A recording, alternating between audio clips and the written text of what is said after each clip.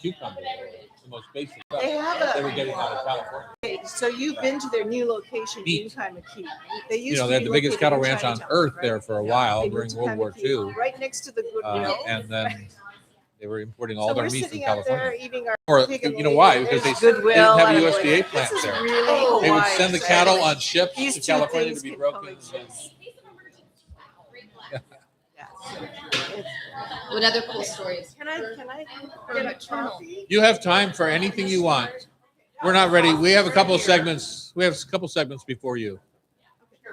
Wait, before I want just a shot with Tom and just us solo, just two of us. What am I saying? People might talk, Lori. People might talk. All right. Your husband's in bed, just you and I.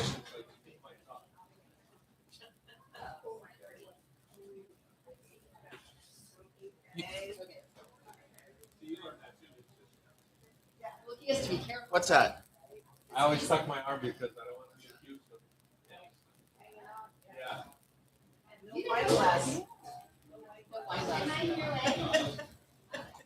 You got to watch these things, Bridget. So we do. So they have an event right at 11:30. So we want to finish up on time. Then let's get started. We can go live on YouTube today.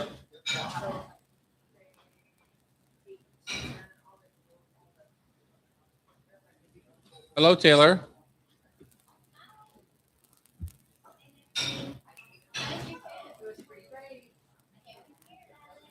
Oh, let's talk about pig knuckles.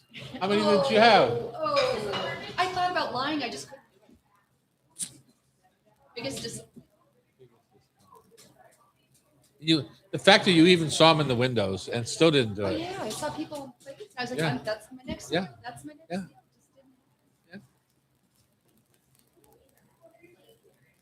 There's not one pig in Germany that's dragging his knuckles on the ground. I can tell you that. They're not. No. I did look it up. Kind of knuckles. They're down at the shank, right? The leg. Yeah, the ped the pork is cut off, but it's more the knuckle.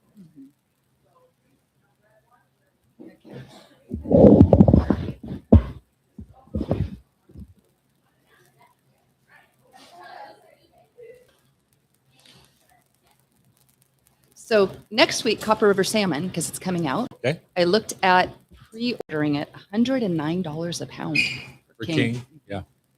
So I don't think we'll be seeing that. Kind of like last year, we didn't see it in Met Market or Costco. So it's Sockeye. Not the first of the season. It'll come down by half. Oh, really? Wow. Oh, wait. That's fun.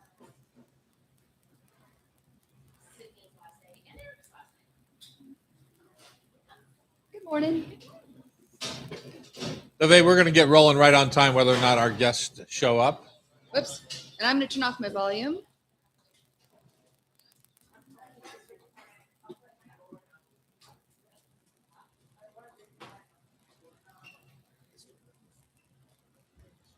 Lori, are you an East Sider? Yeah. You ever see Jean anymore? I just saw her on an airplane maybe a year ago, but that was. Yeah. Yeah. Yeah, she worries me that way. So you eating for? I eat for For her. too, Yeah, that's nice. Hello, welcome. We'll see if your other co-guests show up. Oh, there's a couple. Restroom that way. 6134 is the code. Oh, It's right by the door.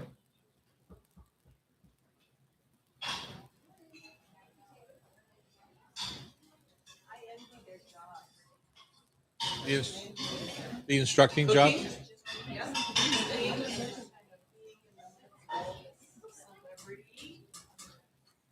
Woohoo! Woohoo! In our own minds. You actually are. wait to see if we can announce your second class for the state. It's not on the website yet, so they're getting permission. I'll announce it. We'll just cancel if it doesn't go.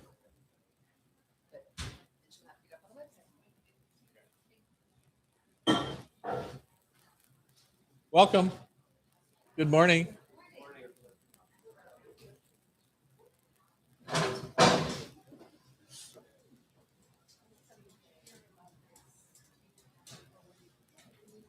Sean? Gang's all here. Wow. Rashida, that is a damn nice sweatshirt you're wearing. Is that mine? It looks like a double XL. That is. Leave behind. Is that your- Where's it from? The walrus? Mr. Fish. Oh, That's our spirit animal down there. nice.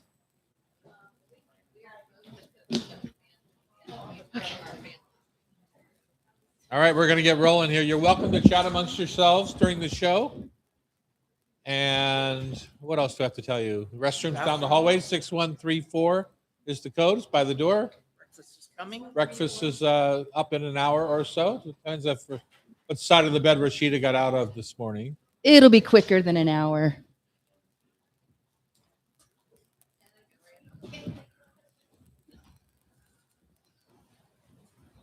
Dave, don't forget to fix the mic for everyone who comes up to it, please.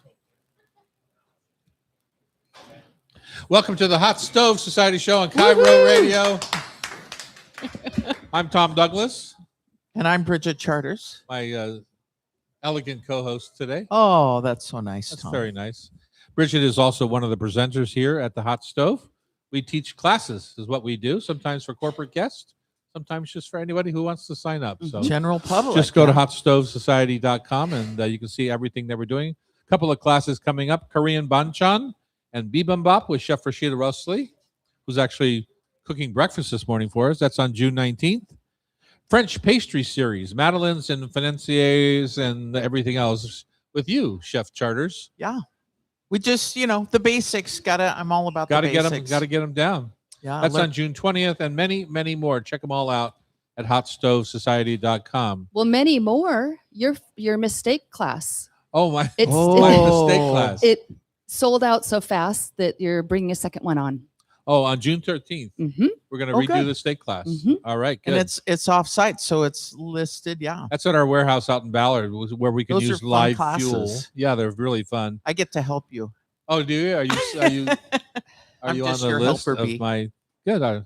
I know the drill It's good out to have there. a team because I get a little after that second glass of wine. I get a little distracted. Our tasting lineup for my steak class includes the butcher's case of cuts, including chuck, ribeye, T-bone, porterhouse, flank, hanger, skirt, flat iron, fillet, and even a secret steak. What's a secret steak? If I told you, it wouldn't be a secret. Ah, Oh. But I will tell you, this steak is nobody eats it because it's 50% fat, but it is melts in your mouth delicious. mm-hmm. So I'm just saying, you'll learn how each cut behaves, how to cook it properly, and then one of the things I always like to do is you can up the grade of your meat. Mhm. What does that mean? So if let's say you buy a choice New York steak and a prime New York steak, Mhm. to me, if you cook that choice New York steak over a wood fire, it's equal in value to the prime steak cooked over in a pan Okay. or in the. So Uh-huh. that to me is like, can you change the value of your meat Mhm. without spending a different amount of money, right? I love it. So we got some sides to go with that, all kinds of fun things. We're coming to you live from our kitchen studios here at the Hot Stove at the Hotel Andra in downtown Seattle. If you ever want to visit, just pop in the front door, hop up the steps, and go to the back of the house, and you'll Back see. by the library and the fireplace Yeah, there. we have a cookbook lending library, Mhm. some recipe boxes. I see people take the books, but I don't see a lot coming back. I know. We should encourage fantastic. people to bring books back No, because we it's love fantastic. it. Yeah. I love people get excited. The other day, somebody said to me, "Can I have that book?" I said, "Which one?" There's 1,000 books there. Mhm. It was Kathy Casey's book that they really wanted. The sips and apps. Or I don't the know. crab- I don't know what was out there, but there's a little bit of everything out there.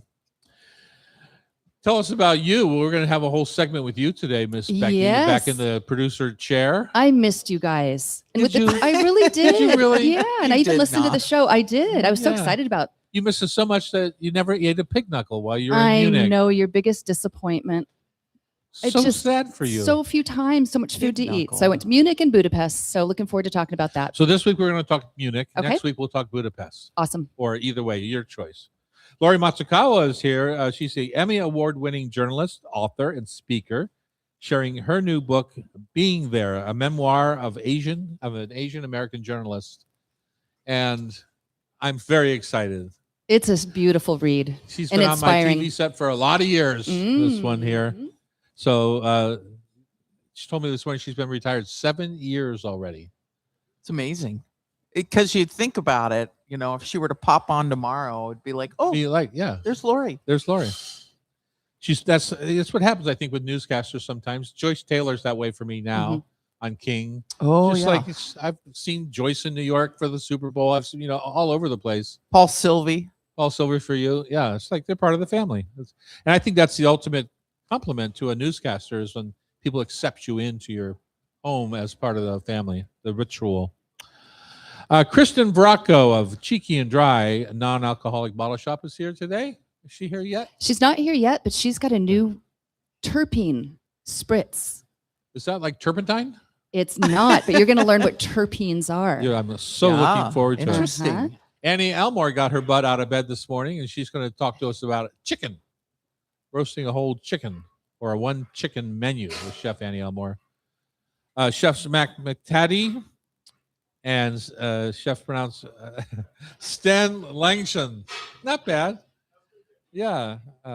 AstorPantry.com, the chef-run Pacific Northwest recipe hub. And, of course, we're going to finish our show with food for thought, tasty trivia. Why wouldn't we? It's brought to you by Rub with Love Spice Rubs. And Tom, you won last week. I paid attention. Don't act so surprised. I know, but the week Did you hear before he had like one It's out like of when I play five. golf. Uh-huh. Like when I play and I hit a good shot, and everyone goes, Tom, that was a good shot. Like it's the first one I've ever hit in my life, which it probably was. Well, you did great. Oh, thank you, backtracker. I'm going to include Becky in this round of what was your favorite thing that you ate last week, because you and I both. Well, I was 2 weeks ago. When did you get back? I got back last Thursday. Okay, so this could include. that. It's still in the Yeah. week. Yeah. What was your favorite bite? Ooh, Well, that's- I'm going to start in Budapest first. Yeah, my favorite bite. It's only one bite. It's only one that I'm going back to Munich. Okay. Okay. Munich we sat at this restaurant that was so beautiful. It had a big hood in the middle of the restaurant, and you would have loved it. It reminded me of the Palace Kitchen. Uh-huh. And so there were 4 chefs on it. There was a meat person, a fish person, a vegetable person, and then someone doing all the garnishes. And you could watch it, and it was just really fun. And what we had a lot of white asparagus, but we had asparagus soup, and it was delicious. So, more than an open kitchen, you were literally sitting around these tables. The tables were around, so it was if around you- the grill. Around the grill. So if you were in the bar, you would have I missed see. all that I interaction, see. Okay. and it was just Yeah. really special. With the Palace Kitchen, if I'm not mistaken, was the first open kitchen Mhm. that actually featured the dishwasher. Intentionally, or was the plumbing there? Intentionally. Okay. Intentionally, the big mural I have on the wall. The whole intention of that was after the team was upstairs feeding the kings and queens and guests in the fancy banquet. Downstairs is really what's lovely about the restaurant business, as far as I'm concerned. Uh-huh. When the team's having staff meal, they're cleaning up, they're all chit chatting, they're making dates for later. It's like a Downton Abbey moment, kind of. yeah, kind of behind the scenes moment, and that's what that whole painting is all about. Mm, And so, yeah, I like that. mhm. You're right. Okay, Bridget, your turn. Spot prawns. Spot Ooh, prawns. did you I catch heard them it was yourself? closed. I heard the season was closed. No, it just down here it's closed in Seattle. We were up in the San Juan Islands. Uh-huh. And You my ever husband- work? Not lately. Not lately. But Okay. we were up and checking. yeah, it was a bumper. We realized 200 feet was better than 500 feet, and delicious paella with spot Mm. prawns. Is the limit still 80 per person, or is that Yeah. changed? No, limit's the same. So boat was kind of full, a little bumpy out there, but lots of. So 80 per delicious shrimp. person. How many were on your boat? How many people?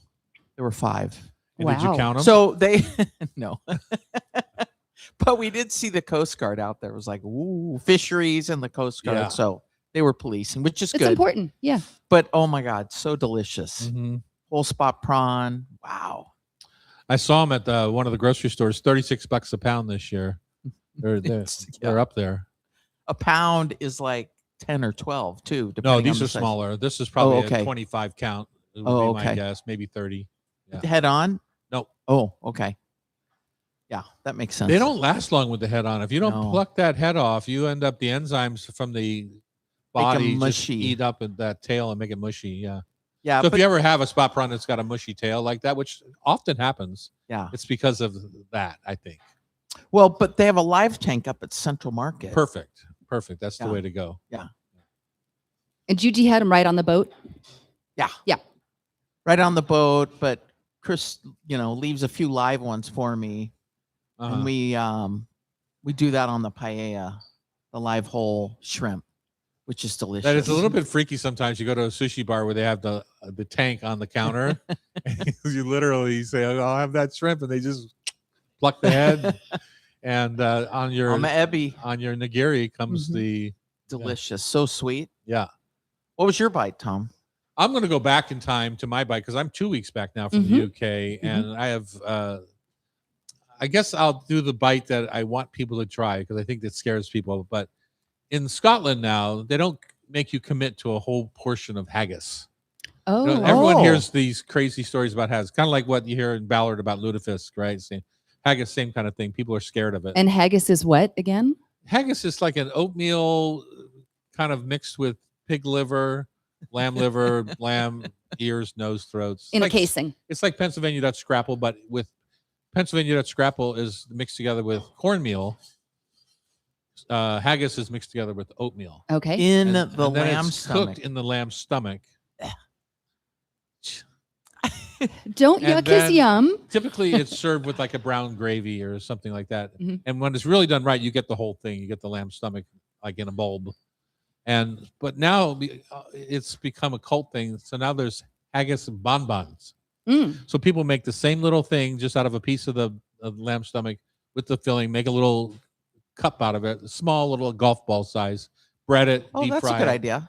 Like a and- Scotch egg yeah, kind of. Yeah, it's perfectly approachable Mhm. compared to the other version. Mhm.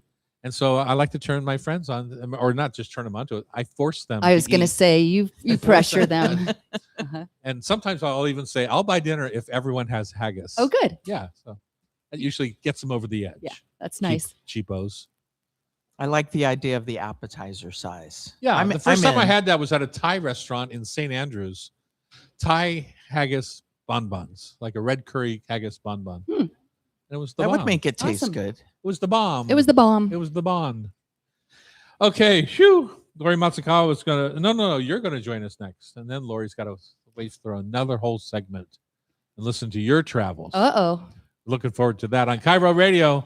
It's time for Munich Hot Stove Society Show 97.3 FM. Hey, Annie, will you join this segment? I'm switching it to Budapest since I already talked about Munich a little bit because I got her a bunch of. All right, let's redo that tease then. Up next, we're going to talk a little bit about food with Becky on from Budapest. On Cairo Radio, it's the Hot Stove Society Show 97.3 FM. Oh, you brought props. Look at that. Wow, you have to turn it the other way. You should know this by Oh. now. That's our camera. Annie, did you go to Budapest with her? I wish. I told her to put me in her luggage. Oh, your relatives. Yeah, my husband's You side. got to move over in front of Andy. You're married? Yes, for 16 years. Really?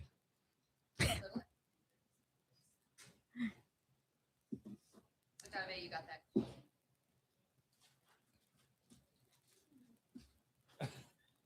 Does it still look terrible? Doesn't look at all. It looks good. It's perfect. Right can't- there. It's perfect. we are. Yeah, it's good. No. Well, we can let's pull up that heads up thing there so that they don't have to look through the.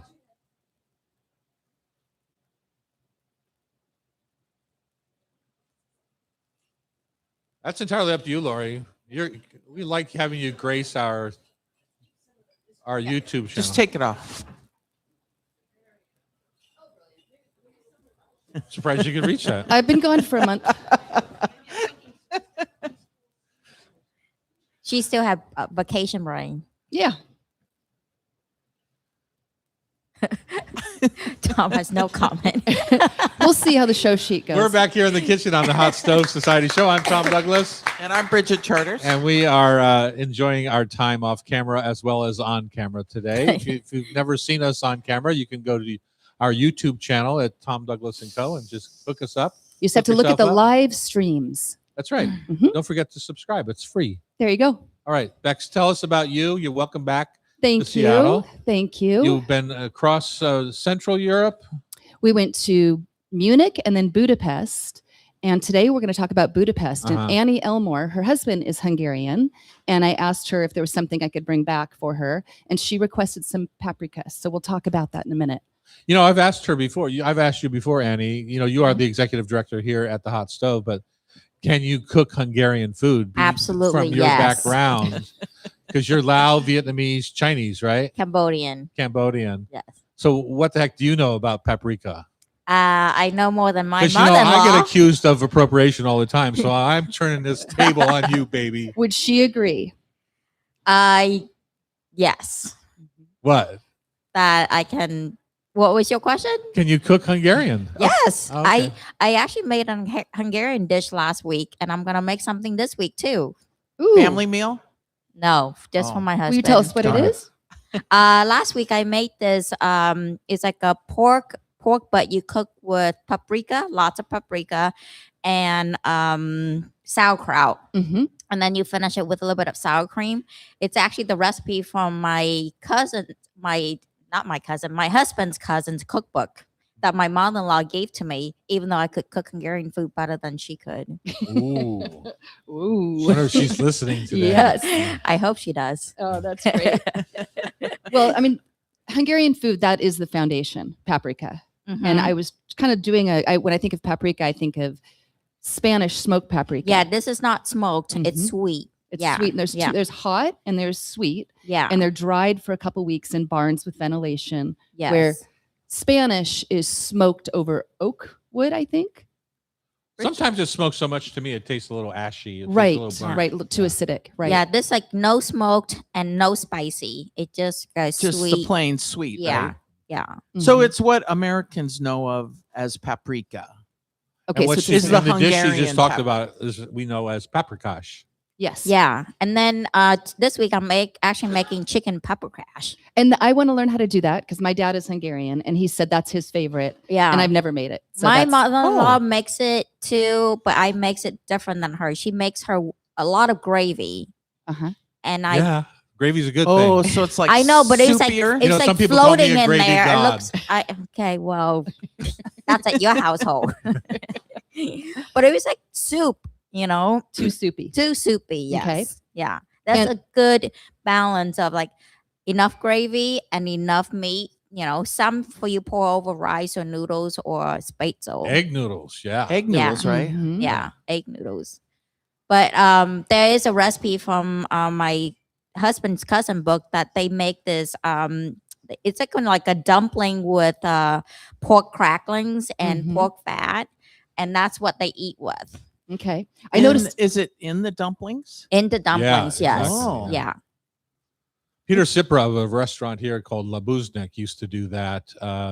His Czechoslovakian was his ethnicity, but he used to do the pork crackling dumplings. once in a Yeah, while, it's super good, but Yeah. time consuming. Mm, He always served his with a caraway gravy, no paprika. yeah, caraway was big. Okay, so the we wanted to eat as local as possible and get Okay. all those Hungarian dishes, and so we had goulash, which is the Mhm. beef and vegetable stew, which is kind of a shepherd stew of Yep, sorts caraway seeds with caraway, right? Yeah. And chicken paprikash, we did have that. All slow braises, rich broths, and bright pickles. And it was Mhm. fun to see some of those markets that were filled with different pickles. Uh-huh. And And how were the pickles served with the braises? So you got the braise in a bowl, we'll Mhm. say, or on a plate, and then they were usually on the side on the side. and not a lot of vegetable.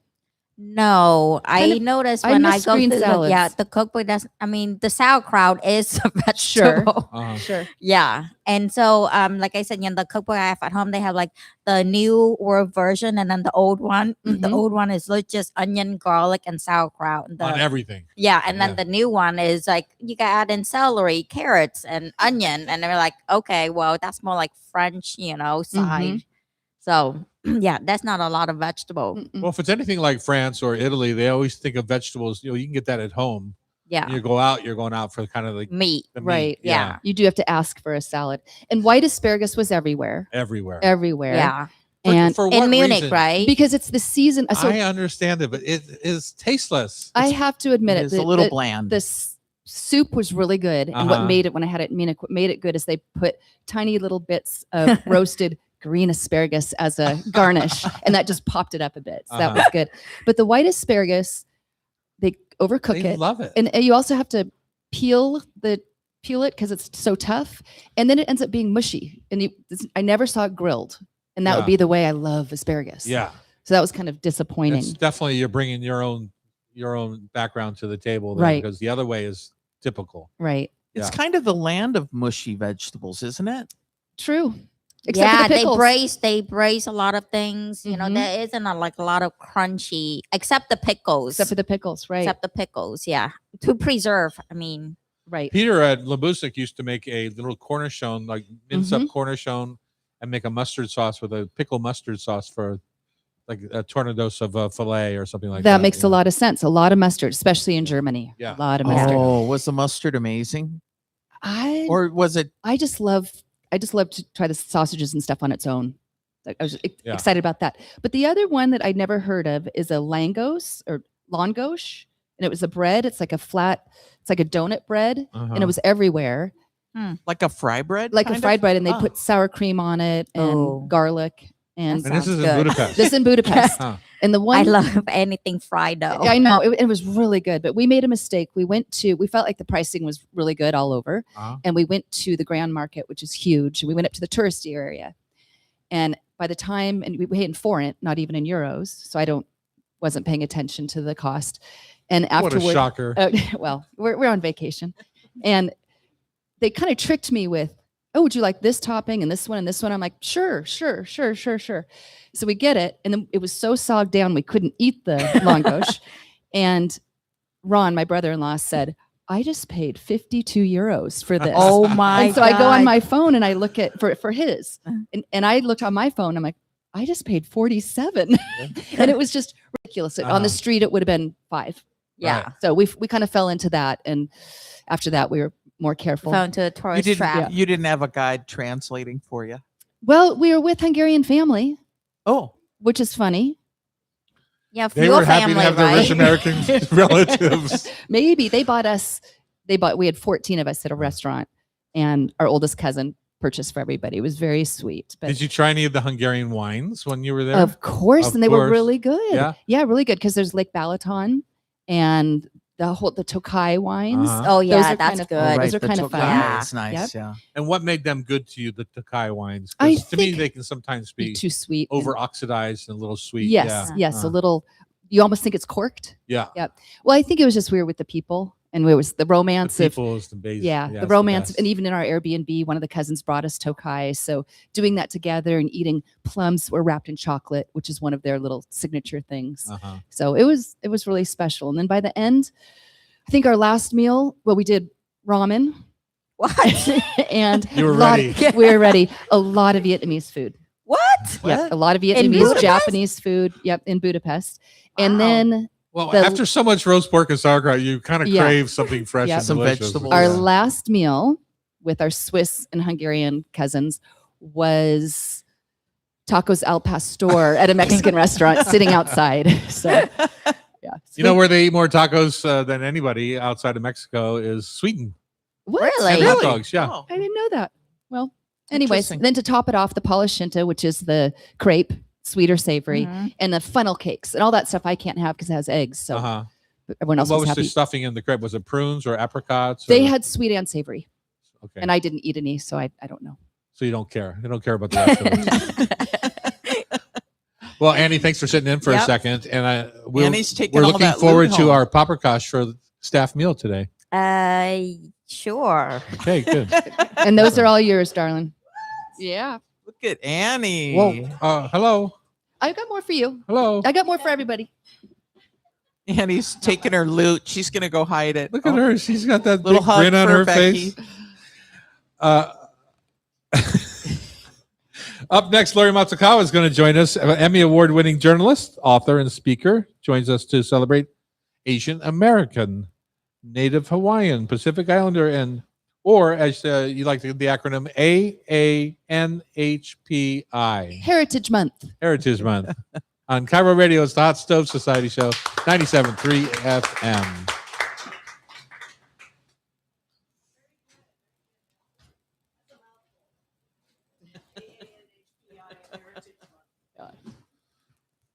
Thanks for having me. Look at that. Your mind, you want it? Yeah, do you want this? Little. Oh, that's cute.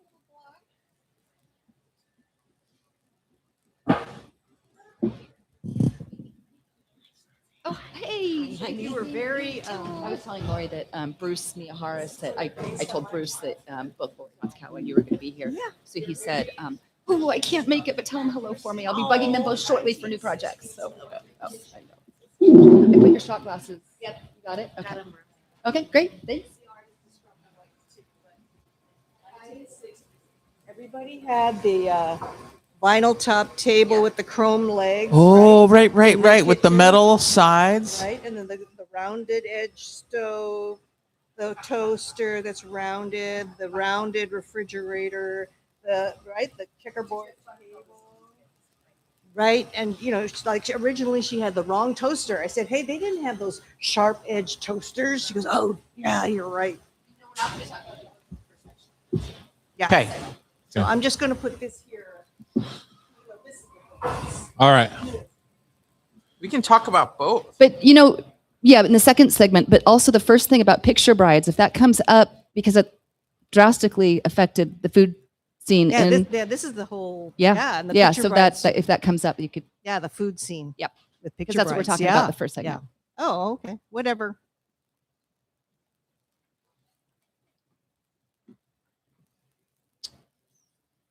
I have to be able to introduce her with the new book, though. So the whole idea is Just don't worry about the details. Just say, "Here's Lori." You might see her. He might have seen her on TV. this old bag's been on TV Hey, for 40 now. years. Can't get rid of her. She's like, yeah. No, she's amazing, making a difference in the world. Making a difference. She knows I'm kidding, Becky. Don't you? But I Maybe am she not doesn't. a cook. Like, I'm not a cook because I grew up just learning how to cook for a family with this plantation background. Uh-huh. All right. We're back here in the kitchen on Cairo Radio. Happy to have y'all along with us. Hopefully you're out planting your garden right now. Why wouldn't you? The last time I listened to the show, I was planting my herbs. See? I There it is. chuckled, and you even said it. Yep, exactly. It's better than being stuck in your car on I-5. Way better. That. Mhm. Lori Matsukawa is in the hot seat this morning. She's an Emmy Award-winning journalist, author, and speaker. Nearly 40 years as my roommate. I consider you guys my roommates when you're on TV in my house every night. It's like, Thanks for having us. yeah, we enjoyed it. Yeah, exactly. I don't know if you like my cooking or not, but we had dinner many times together. 40 years at King 5 TV here in Seattle, a trusted Northwest media voice. He continues to promote civic engagement. Mhm. Why wouldn't you? Because it's Right. such an important thing that sometimes gets lost. And on this AANHPI Heritage Month, Uh-huh. I'm also encouraging people to dive into their cultural heritage, no matter what it is. Uh-huh. And that was what drove me into becoming an author. I started writing this children's book, which Uh-huh. is based on my real life babysitter and real life grandma. My grandma was a picture bride. That's a whole history that I wanted to put down. And then the memoir, even though it is a memoir, it's really not about That's me. the new one, right? Being Yeah, there. this is the Yeah. new- it's not about me. It's about us. We've Uh-huh. been through an incredible 40 years, 50 years together. And it's important to put that down too. Sure is. Put down your memories, your heritage, so that the next generation can learn from what we've been through. That's the whole point. Yeah, exactly. I love it. Well, you glossed over Picture Bride quickly. Yeah. And I didn't know what that was. And since you and I had our conversation and you shared this with me, I've talked to many people about it. And I was fascinated. Do you guys know what a Picture Bride is? I'm assuming it's like a mail order bride, Yep, same idea. Back in the so, yeah. 1920s. And you tell the story and then how it changed Hawaiian food cuisine, really. It did. Back then, there was a ban on immigration from Asia. And so the plantation owners were crying, oh my God, we need more workers. They had, a lot of men there on the plantations, but they needed more workers. So the United States and Japan worked out a gentleman's agreement, and they said, okay, you can have brides, wives, and children reunite with people who've already immigrated. So that's how they skirted the anti-immigration law. And in Japan back then, we're talking early 1900s. Back then, to be married, all you had to do was put your names up in the temple, John and Jane, and you were married. You didn't even have to be there. Huh. You could just be declared married. And then the women would go over, get on these boats, and go to Hawaii and marry these men they'd never met, but only knew through their photographs. They had exchanged photos. So then they'd get off the boat. They'd say, oh, there's my husband. The guy would say, there's my wife. They would get officially married with an American type pastor or something. And then off they'd go. And work they'd in the be fields. married. And they'd work in the plantations. Right. It was pretty incredible. And the plantations were all sugar cane and pineapple. Sugar cane and pineapple. Yeah. So it was great for the plantation owners. It was actually pretty good for the men too, because some of them wanted to have families, Uh-huh. and they really enjoyed having the company. For the women, who knows? Mhm. But luckily for us, my grandmother and grandfather liked each other, and they Mhm. stayed married. Or grew to like each other, right? Because you just never know. Right? They raised 8 children, Yeah. and they ran a little dairy. That eventually, Grandpa had his own little dairy On the Oahu. slopes of Diamond Head. Yep, Diamond Head Dairy, and they did rather well for themselves actually, And how did they do through internment? Did they lose all of that then? because he was a dairy farmer. They were not Ah, They were ordered vital. into a camp. They Mhm. were vital to the war effort.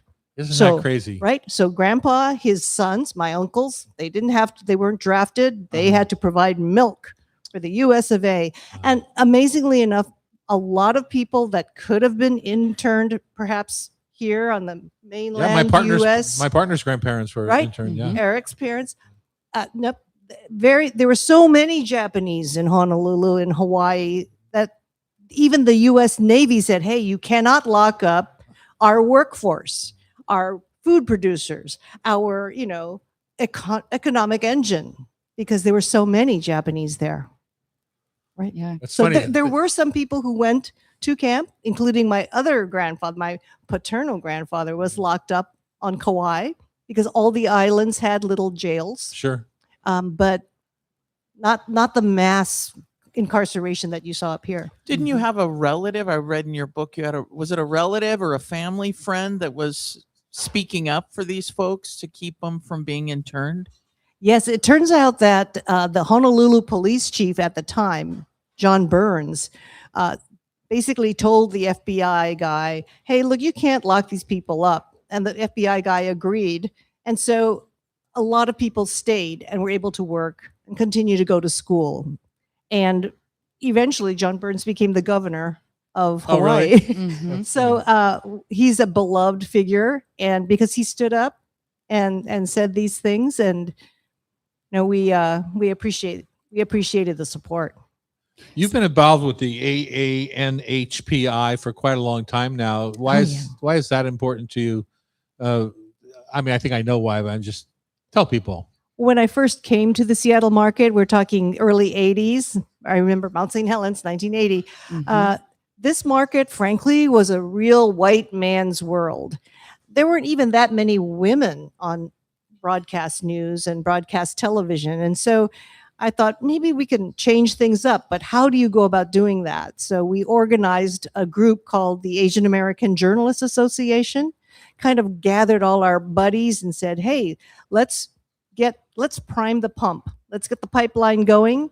So we Consciously, you did this. Yes, Oh, that's we cool. there was a national. We were having this grassroots movement. We had the third chapter of Asian American Journalists here in Seattle, following San Francisco, LA, Mhm. and we said, okay, we're going to tell young people you should become a journalist. We'll give them scholarships so they'll go to college and stay in college because Asian families, they want their kids to become Doctor. doctors, Mhm. lawyers, Yeah. and if you're a woman, teachers, right? Mhm. So What about You- chefs? What's wrong with us? are you kidding? Service class, Tom. Are you Service. kidding? That's so risky, as you know, Yeah. right? It's a risky, very risk averse culture in general. So we said, okay, we'll send you to college. We'll mentor you. We'll have this national convention with a job fair. We'll put you in touch face to face with people who are recruiting specifically journalists of color.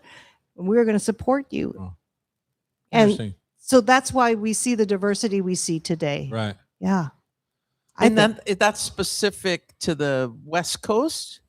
Oh, AAJA is Asian American Journalists Association is a national. We Mhm. even have a chapter in Asia, but Oh, really? yeah, it's a But did it national start here? organization. It started in Los Angeles Oh. with a classmate of mine from Stanford, who is originally from Mercer Island, Mhm. Bill Singh, and he would come up and basically talk to all his friends and say, "Hey, let's start this. Hey, let's start this organization." And it's just been a real benefit, I think, for this market, for our country, Yeah. and some of that is. I mean, when is you in don't this see book. Asian faces on the news or television, I mean, We do unless now. it's Hawaii 5-0 or you didn't. Back and so when I remember back then, it was very unusual. Even women, that's how I got into journalism. Is I was writing for a newspaper back in Hawaii, interning there, and my managing editor said, "Hey, you ever thought of being on broadcast news?" I said, "No." And he says, "Well, they're hiring women these days. You want to think about it. Mhm. This is late 70s. So, Yeah. women and people of color just really had to make a move. And so Yeah. that's what we did. And Seattle being I think at the time 6% white, actually with Norm Rice had a black mayor. Mhm. Yeah, it was, And and that so was, did Spokane. yeah, and that was the wonderful thing about being in this market is that we just happen to have a black mayor. We happen to have a black King County executive. We happen to have an Asian American Mhm. governor, right? You couldn't help but be, supportive of the diversity here. Yeah, exactly. Yeah. It's awesome. Right. It's a big part of the culture too. I mean, Right. especially for Seattle and San Francisco and And Can- think about it, Tom, all of how the cuisine changed, Mhm. and you were part of it because you brought what we enjoyed in Hawaii all those decades kind of here to this dining. Yeah, I had a little right? Caucasian Asian bent to my cooking for sure. Exactly. Yeah. And didn't you start that poke contest? I don't what's think I that? did that, but I did have a hoisin barbecue section on my very first menu of my own, Right. just because that's what I like to eat. I mean, I learned how to cook by sitting next to the kitchen in Chinatown. I mean, that's Yep. a lot of that stuff. So Mhm. the first time I ever had miso black cod was at a Fifth and Jackson, a Mikado restaurant. Yeah. Hite was the chef, and right. it was like, oh my God, this is so good. I have to put it on my menu. I just thought that way. I could have been in Philadelphia having aged provolone, and I would have put that on my menu too. That's just how I learned how to cook, was Mhm. eating other things. So So Something growing you- up in Hawaii was like we, just kind of had that wonderful Pan-Asian or, Yeah. Pan-Asian revolution kind of come and sweep over us. What we thought was just everyday food that we ate all the time became very desirable, very Roy's, exotic. when- Tiki bar food. Yeah. Isn't it basically tiki bar tiki, food? yeah. We don't say tiki bar anymore. It's a religious Sorry. term. Sorry. I got nailed for that the other day Oh, by you my don't know, really? by my daughter. Oh. Tiki bar? You're not allowed to say tiki bar. Tiki. Okay. It's because I guess it's a religious idol or something of that nature. Okay. Anyway. but Anyway. it's the kind of food you had at the local bar Very with much. your Poo-poo friends. platter. Polynesian bars, right? Yeah, sweet sour ribs. and Trader stuff. Vic's. I mean, yeah, they were Right. kind of the first ones Yeah. who made Well, the. and the Canlis too. Didn't the Canlis family? Yeah. Yeah. Well, they and the Trader Vic's down at the West End were 2 peas in a pod. Right. Yep. And then Roy came. Roy was here, what, early 90s? Yeah. When did Roy come? Yeah. Yeah, Roy. he was here. He was here. He and But Alan Wong. We have to take a Go break, ahead. Lori. So there's so much we want to chat with you about. When we come back, we're going to talk a little bit about your book, Being There, and more on Cairo Radio. It's the Hot Stove Society Show, 97.3 FM. So when Mark Takagi was here Uh-huh. last week, we were talking back and forth, and I said, "Do you have a brother named John?" And he said, "I do." So I went to kindergarten till high school with him, and they said I had another brother, Todd, and I wanted to write back. We used to call him Tiki, and I thought I shouldn't do that. Oh. And I thought I Tiki don't- Todd? That's the first time I heard that. Yeah, Tiki Todd. And so I Yeah. thought, well, that was back in the 70s. I think I'll just skip Yeah. that whole. I I still don't know if I believe her. right. My daughter. I could look it I'm up. sure she's right because she's very in tune to that. Yeah. But I was a bit surprised to be shushed over it. That's fine. That's I've learned something I new listen, today. yeah. That's Is it fine. inappropriate to say Tiki to a person? But We're back here in the kitchen on Cairo Radio. It's the Hot Stove Society Show. Lori Matsukawa is in our hot seat at the hot stove. New book out called Being There. You have a couple of books. And so tell us about the inspiration behind Being There itself. the purpose of being there is to put down on paper what our generation has experienced. It's called a memoir, but it's basically our generation's experience through my eyes. Right. It's basically a time of tremendous change in all manner of lives. And think about it, we've been through the women's movement, the civil rights movement, anti-war movement, all kinds of change has happened. And how did we navigate it? And how did it affect young people going through this period? And what should the young people of the future know about what we've been through? So that was kind of the motivation. This was kind of my little gift for my son's generation, basically. This Is is it what we told went in through. the eyes of a Seattle-based journalist then? Right. Not but just as a... it Well, kind of also Hawaii too, starts right. It starts with what I went through growing up in Hawaii and how that prepared me for a career in journalism. Can we start with you were looking for money for college and a friend said, "Why don't you apply for Miss Teenage America?" That was and- probably the biggest boost. A friend of mine said, "Hey, if you're looking for scholarship money, here's a contest you can enter," because I never entered, a contest. I'm a little kid going to public school in Hawaii. And they said, and the best thing about this contest is you don't have a bathing suit competition, so you might have a chance. Thanks and a lot. you won. So I win this contest. It's on national TV, CBS television, blah, blah, blah. First Half- non-blonde half- hair, blue eye, right? Right. First non-white Miss Teenage America. Half the month I'm just being a student, and the other half of the month I'm Miss Teenage America, going everywhere. Now, before I was Miss Teenage America, I thought I was going to be a piano teacher, but after being interviewed everywhere I went, I decided, okay, I'm going to become a journalist because these people get paid to talk to people. Mhm. I can do that. Mhm. I can do that. And it's just kind of been kind of go for it ever since then. It's great stuff. I'm I assuming Mr. Trump didn't own the pageant at that time. No, he did not. He did not. But being from Hawaii really boosted me because my talent was a Maori poi ball dance that I did as part of our school choir. Uh-huh.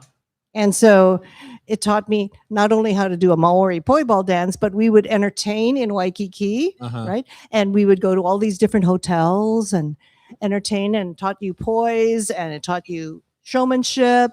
And several of my classmates actually went into the business. We're Huh. entertainers today.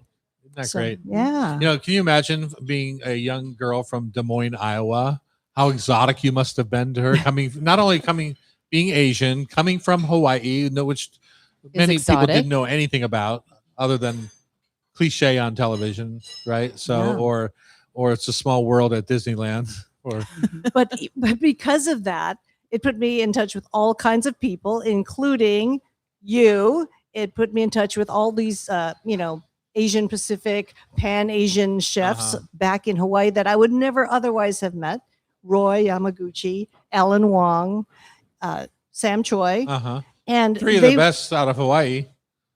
and right and then you're doing this poke contest, and by that time I was here at King and going, look at this, a poke contest. And Tom Douglas is like heading it up. I'm going, I was so pleased because I could see this kind of sharing of Mhm. cuisines, Mhm. and I was glad that there was an Of course, advocate here. Who knew poke was going to explode across the world? Right. You Who can get poke. knew? There's a poke row of restaurants in Amsterdam, for God's Right. sake. Yeah. Mhm. Right. I mean, I feel like Sam Choi was the one that kind of championed that. Yeah. The that poke, does- you know, just Right. Poke to the max and poke this and his but- poke truck. And yeah. but I think he needed advocates and he needed supporters and he needed people who would say, yeah, this is legit food. This is legitimately good. Well, something you had said earlier was there's this aloha spirit of Hawaii because there were so many minorities that everybody had to get along. Is that how Right. you would we talk about that a little bit? Right. There were no majorities in Hawaii at the time I was growing up. Everyone was from some other culture. So you had to get along. Everybody kind of knew at least a greeting, how to say hello and thank you, mostly because you wanted to be able to say hello to your friend's grandma when she came into the house, or Mhm. you know, you wanted to be able to say, oh, this food is delicious, or and eat the food that they served, which would be their cultural or, you know, traditional food. And that was a gift. I didn't realize it at the time, but we were eating spam musubi and, you know, poke and ramen when we were just little tykes, because Right. that's plantation food. That's like cheap food that you could make a lot of and everyone could enjoy together. But because it's a resort, Honolulu is a resort area, we were also exposed to beautiful restaurants. Then Wow. we had French cuisine and we had, you know, Everything. steaks and Yeah. lobster thermidor. Yeah, we can eat that. Escargot. I ate my first escargot in Honolulu, right? So When you was got just into the lucky. hard news of life, which you got into for a long time, how did you transition from this bubbly young lady, Miss Teenage America, into really every night's newscasts and bringing the truths to the kitchen table in America? somebody has to do it. Yeah. And I think most journalists come to the job saying, this is a huge responsibility. The Hawaiian word for it is kuleana. This is my responsibility. It's the only job, when you think about it, that's protected by the US Constitution. And so you have to be responsible to bring information to people so they can make up their own minds, make their decisions, and support the democracy we're in. Uh-huh. So that, you know, being very, you know, glassy-eyed, optimistic, that's what I thought about being a journalist. Uh-huh. And it was kind of hard because when you're the only minority in a newsroom, and there are still newsrooms today where there are only like a couple of people of color in a newsroom, it's hard to advocate for stories that you believe should be covered but are not considered serious or Right. appealing to an audience. So there's still a lot of work to do, you know? My Yeah. wife's So- uncle Clarence produced the CBS Evening News with Walter Cronkite years and years and years ago. And you talk about serious news, bringing into the death count to the table every night. You know, traumatic. How do you go home at night after reading some of these stories and just get them out of your head? I don't think you can You get them can. out of your No. head, right? But maybe it makes you more determined than ever to keep talking about it. And we talked about, I brought it home and I talked to our son about it, right? And my husband about it. They can tell you that I didn't stop thinking about it. Right. But outlets like supporting young people in programs and, you know, getting involved with the community and helping uplift different communities, that's kind of a way to deal with the frustration. Shed some of the pain. Yeah. One Yeah, of the well, things that I loved about in your book is you talk about you could have retired, but you were determined to share the incarceration story right by the 75th anniversary. So you stayed a couple more years to fit. That's one of your legacies. It's that story of prisoners in their own land. It's a crazy story, I know, because King was offering all of us a big buyout, and this is the buyout that Gene Anderson took, Jeff Renner took, but only one of the main anchors could take the buyout. It was either me or Dennis Bounds. And I had first dibs because I had seniority over Right, Dennis. Right. And I said, Dennis, you got to take the buyout. He said, what? I said, I have worked. I have to finish this series Mhm. on incarceration. I have to leave a file tape Right. in the archives for the future generation. Huh. So that's what I. That's And He most said- people back then, I mean, not even back then, it's not that long ago, they watch the news. Yeah. They don't even read the paper. So it was a huge deal. It was a good, and I still see pieces of that documentary coming up Mhm. on the news today. So it was worthwhile. Well, your Very. new book is called Being There. It's a fun read. It's informational, especially if you're a local, I think, Mhm. informational read about our current hour history, as you put it. Also, if you want to check out Brave Mrs. Sato, Mm-hmm. written by you and illustrated by Tommy Yee. Great illustrations about your grandma, picture bride grandma. Picture Mhm. bride grandma. Yeah. Awesome. Jackie Very had a, brave. Jackie had a mail order bride grandma Ah, from the Did it work Kentucky out? Holler to Yeah. Eastern Washington. Mhm.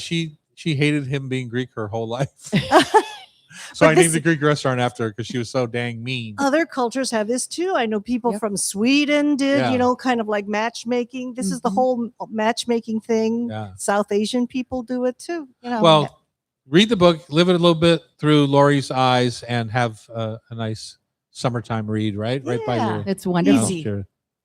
Okay, up next in the second hour, we've got a bunch of things to talk about, including the boss lady of Cheeky and Dry is here, Ultimate One Chicken Menu with Chef Annie Elmore, Hot Stove Extraordinaire, and Chefs McPatty and Stein Langshan are here. It wasn't so bad.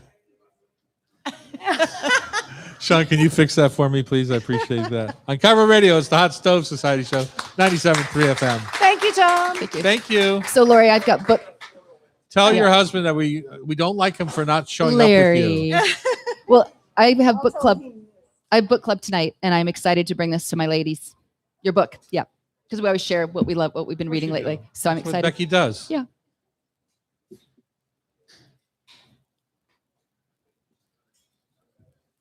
Kirsten.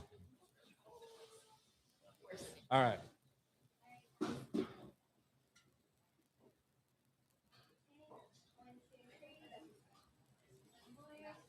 Think we look skinny? I know it's hard next to this one over here. Don't you worry, Tom. I got you.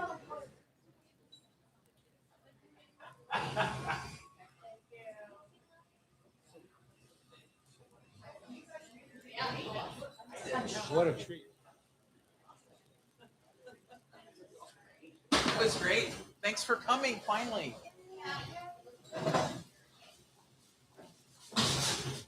You're gonna head back soon? Maybe. My girlfriend, who's Filipina, she said, "Oh, I'm going in a month, so maybe." You? Too hot.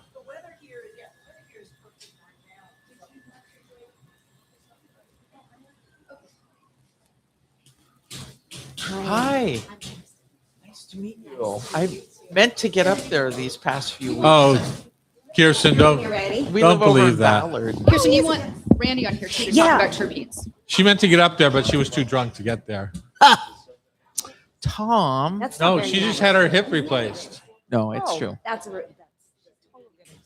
don't need I to know. do Becky's been talking about it, and what's your cross street?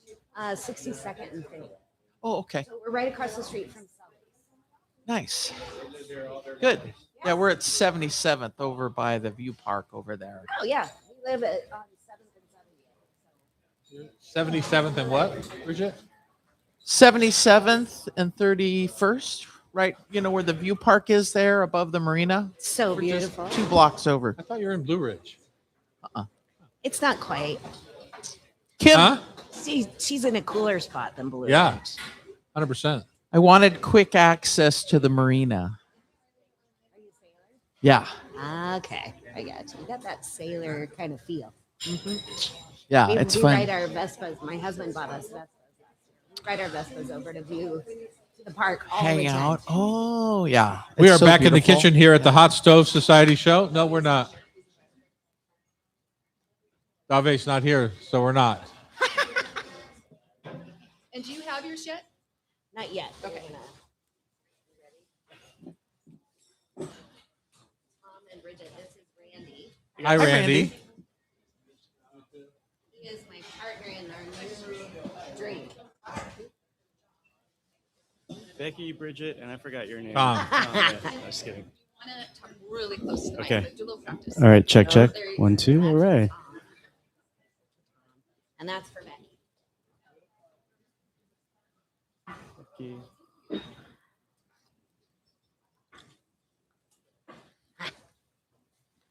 It's not gonna make you high. It has no Tastes like it has THC. chocolate No, bitters see, in it. Oh, My husband's Nope. not drinking no. anymore. It's got terpenes in it from Mixing it. fresh cannabis plants. Ah.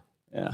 No But THC, no CBD. cannabinoids, just the aromatics and the flavor There you go. adds that botanical element to the drink. I get chocolate. You get what? I get chocolate. Chocolate? I like that. Oh, chocolate. Must be the polyphenols. Yeah. Mm-hmm. Yeah, I've it's never- from. Had cannabis since I was in 8th grade of Oh yeah. Holy Angel School Bus. 8th grade. Tell us your brownie story, Tom. Older siblings. No, Oh, my buddies who would smoke a little weed on the bus. Well, these are just the terpenes from it. So Yeah. So, are we rolling? Are we? No, we're not. Oh, okay. Okay, I can jump into it. waiting for our. Yeah. Yeah. Yeah, for sure. So, I mean, I'll say it again, but terpenes are going to be the largest class of natural compounds produced by plants. Hold that in. Hold that thought. We want this for the radio. I've said it a million times, so I'm not going to forget it. Once Randy gets talking, you want to hear everything he has Really? to say. He's Okay, good. fascinating. I like it. Well, thanks, Kirsten. Oh, you know. No, we don't have a drink. Do you want one here? Okay, my.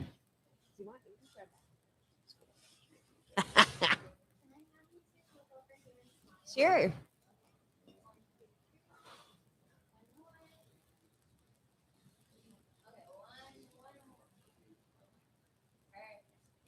Thank you.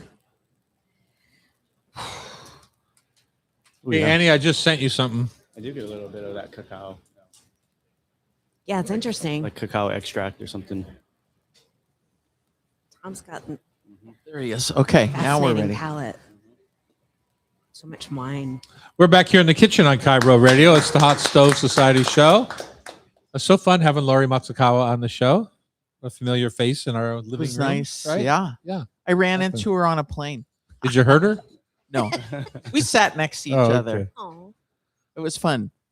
Chatted the whole way. I felt bad. I'm sure she loved that. I know. Annoying, Annoying. annoying fangirl. Just she didn't put her headphones on or anything, did she?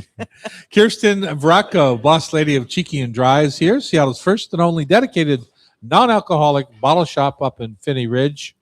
And she's joined by Randy Reed, and an award-winning scientist with more than 20 years experience in botanical extraction.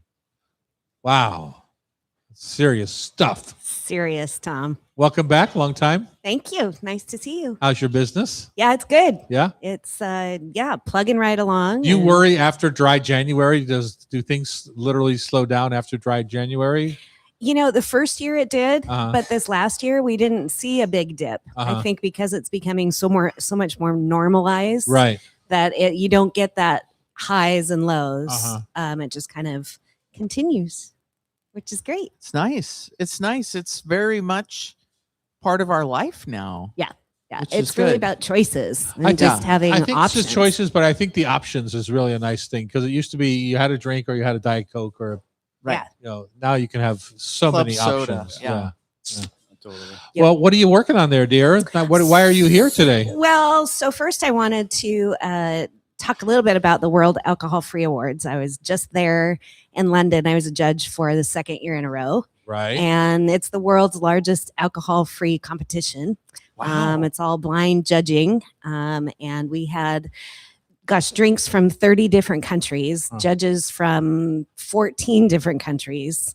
One of my new favorites is this guy, John from Ghana. He opened the first non alcoholic cocktail bar in Ghana. So it was just a really interesting place to be, and got all sorts of new products and bringing some of them into the shop. And I'm really excited about that. The gold medal winners last year compared to this year, night and day. I Really? mean, it's just getting so much more interesting out there, and structure, and just the wines are even so much better Uh-huh. than last year. Do So you find yourself having to drop some favorites in order to bring in the hot new brands? yeah, I have a sale table at the Oh, do shop you? that Uh-huh. I've kind of switching out stuff, and yeah, but that's the name of the game. I mean, you got to bring in the new products that Gotta are stay absolutely fresh. amazing. Yep. Yeah. Yep. Well, I So, feel like they're becoming so much more sophisticated. They really you know, are. from what they were. Yeah. Even 5 years ago. yeah, to- no more mocktails. We have Mhm. non-alcoholic cocktails now, and Yeah. they're interesting and bitter, and they've got tannins. They're using verjus and teas and fermentation and all these cool things to make Uh-huh. amazing drinks. Uh-huh. So yeah, wanted to talk about that, but the reason I brought Randy was because I've partnered with Randy, and we're coming out with a new non-alcoholic cocktail in a can. Mhm. So we are, Oh. Randy is a cannabis scientist. Well, you're more than that. Let's talk. Thanks, Fran. Susan. I'm Randy. Hi, Randy. I'm a weed scientist. I like it. No, Sounds like a seriously. fun business. Yeah, it is. It is. It's still work. It's still science at the end of the day, but I really enjoy doing it, and I've had the opportunity to do fun projects like this and meet amazing people, and do things like what we're working on here, which is a terpene tonic beverage, something that I've been working on in the cannabis industry for over a decade now, working with the aromatic parts of the plant, not just the cannabinoids, the THC, CBD that people are used to, but the true essence. And those That's are a terpene. Is that what a terpene yeah, is? terpenes. They're part of a broader class of compounds called terpenoids. Those are the oxygenated terpenes. And terpenes are the aromatic and flavor compounds produced in plants. They are by far the widest, most diverse class of natural compounds produced by plants. Over 80,000 terpenes have been identified in the literature. Very diverse, and they serve a function in the plant. They serve to attract pollinators, roses, terpenes. Neradol is one of the key terpenes in the rose scent that's attractive to humans, pollinators. Things like pinene that we talked about earlier when we were having our tasting. Alpha pinene is a bronchodilator. It opens up your lungs. So, and then it also it protects the plant from like mold pressures and that sort of thing. So the terpenes are produced by the plants for a number of reasons. That's why there's so many of them. It's one of the primary mechanisms of plant survival. And in cooking, you can appreciate this. In wine, you're starting to hear more about terpenes. Beer, you're starting to hear more about terpenes. Cannabis and hops are related. They're kids and cousins, if you will. They both produce a wide array of terpenes. Cannabis produces far much greater and diversity in terpenes compared to hops. So you're starting to see brewers now use cannabis terpenes or hemp terpenes, if you will, in their brews to bring out new kind of novel flavors and profiles there. So we're really leaning into that. On the non-alc space, as Kirsten was talking about earlier, the space is really starting to mature, and there's a lot of interesting things going on, and it's pretty much a blank slate. So if you're an alternative beverage maker like we are, or in the business of selling it, it is a huge opportunity for us. So when we started talking, I was sampling Kirsten some of the earlier drinks that I've made. She was like, let's do something. Yeah. And that was kind of the start of it. And Uh-huh. it's very It's much like nothing I'd ever tried before. And I've tried lots. Right. Yeah, it is So- a really novel profile. It's familiar to a lot of people, but still very novel. And I think the novelness comes from the fact that it's from fresh flowers versus dried and cured flowers. Think of a dried rose versus a fresh rose. Same rose, right? Mhm. They smell very different based on where they are in the cure or whatnot, freshness compared to full cured or dried. So same thing with the cannabis flowers, right? So this is from fresh flowers. So the flowers are never dried. They're extracted fresh. They're cut down, they're frozen, and then they're extracted frozen. And that's why you get that really fresh floral pininess, some people call it vegetal. And that's still very novel to people because not a lot of people have had the opportunity to be around a fresh cannabis flower. So we're bringing that and trying to create an experience that's new, novel. But go ahead. Well, no, I'm curious. Is this what we've been hearing about with perfumes? Is it the same thing? Yeah, I mean, this technique is used in perfume and all sorts of botanical extraction. We Okay. didn't invent it in the cannabis world. We just took it from other things and adapted the technology. Oh, okay. Yeah. Okay. But I do have a patent in this particular form of extraction. And that's something that I worked on coming up here in the state. Washington State was the first state to legalize, along with Colorado in 2012. So we were, the tip of the spear. So I jumped in. I had a medical marijuana dispensary at the time. Got out of that, raised money to start an extraction lab, specifically making cannabis drinks. I really thought that was, not everybody wants to smoke. So we founded a business focused on making cannabis sodas and drinks. And different strengths and Exactly. Got Yeah. it. Everything from like very low microdose to macro dose is what we would call it. There's limits on how much you can put in there. cancer per- patients, the yeah, whole nine exactly. yards. Wow. Exactly. Very cool. Everybody has their range of where the sweet spot is. So developing a whole suite of products to be able to, fill out the shelves and kind of make products like that. So anyways, that's where we started. Once I started getting into the lab and learning about extraction and the science behind it, I made some discoveries. It was early on. The patent attorneys came in and they were like, "Oh, this is patentable," and then away we went. Now I have a patent on it. Wow. Yeah. Interesting. So can you explain to me the attraction to these marijuana products Sure. once you take the high out of it, Mhm. which everyone says this, like a lot of the pills or a lot of the gummies that you buy, they're not to get high. They're more medically based.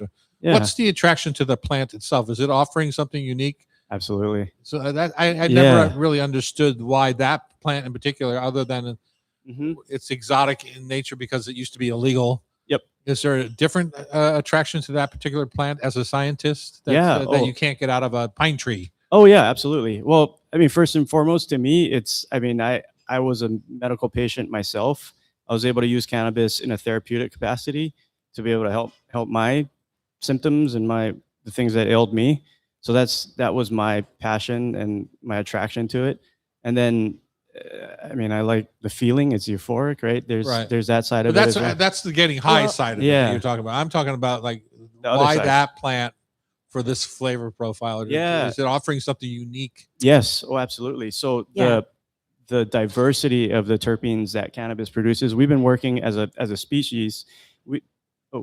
We've been working with cannabis for millennia. So we've cultivated this plant to give us this crazy amount Okay. of compounds. It is a freak of nature because we have worked with it and That selectively makes bred more and bred sense and to bred me, and yeah. bred. So Well, and- the humans have really developed the cannabis sensory profile, flavor profile for what we need. For smoking it in the first place. Yeah, all Now sorts of it's- ways. It's now been in you're the taking those perfumes. yeah, it's been in the pharmacopoeia in the Eastern pharmacopoeia for millennia. So you know? Kirsten, how far away are you from a product on the shelf? So we are canning in the next couple of weeks. Oh. We are going to be down at the California State Fair this year Mm-hmm. and are going to be serving it there and selling it there. And it will be on my shelves in July. In July. Yes. And so what's going to be the name? it's called a terpene spritz. Mhm. It's got a passion fruit base. We've added those cannabis terpenes, and then we're also adding canna to it, and that's a whole other story. But canna is a succulent, comes out of South Africa, and it's a mood enhancer. So it's going to be a really fun drink for everybody to Uh-huh. come and have. It'll actually make me a nice person. Yeah, maybe. No we'll guarantees. see. I don't know about that. We we'll will have see. to. We'll have to try it, Tom. Yeah. Well, we'll see. But one last thing on terpenes, they do have they are bioavailable, and they do, it's not only about, I don't know if you've heard of the term, the entourage effect. Have you heard of that? Okay, so in cannabis, there's indica, sativa, Yeah, blah, blah, there's- blah, high, low, sleepy, it gives you all these effects. It's not just THC or the cannabinoids that make you feel that, it's the terpenes as well. So they're the other part of that spectrum of efficacy within cannabis. Uh-huh. So they add flavor, aroma, and then also that they do have their own set of effects. Fun. Nice. They're just not going to get you high. So we find these at Cheeky and Dry Yes. up in the In Finney July. Ridge By the Greenwood zoo. neighborhood. By Yep. the zoo. This and lots of other drinks, but yes, we'll Yes, be exactly. launching our own.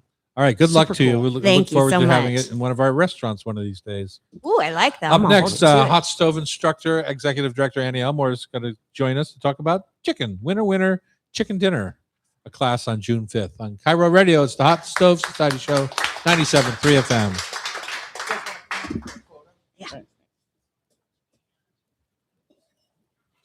You poor guys have had to sit through everything. You okay back there? You're all doing okay? I'm not even going to say your names anymore. Hi.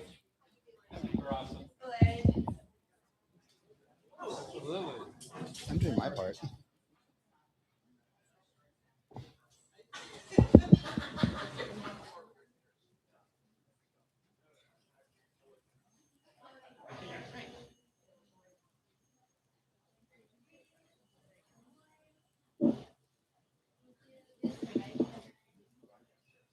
Take your time. We got all day.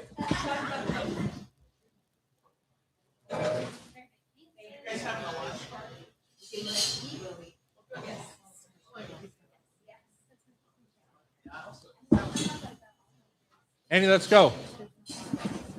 Annie, let's go.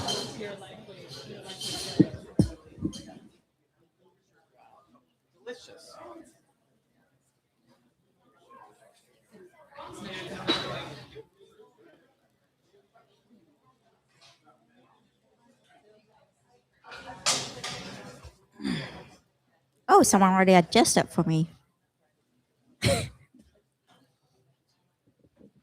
Thank you. Thank you.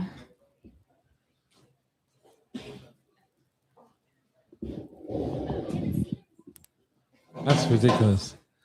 Welcome back to the Hot Stove Society Show on Cairo Radio. We're happy to have chef instructor, executive director of the Hot Stove sitting in the hot seat Woo! right now, Annie Elmore.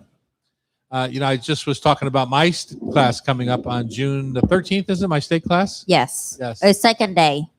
So it's June the 13th, right? Yes. The first day is gone. Yeah. First Yeah. day's gone. So yeah. there's spots left for the second one, or you just listed it. haven't listed it yet, I don't we think. have not. She'll, Well, hopefully by the end of the show, she'll list it.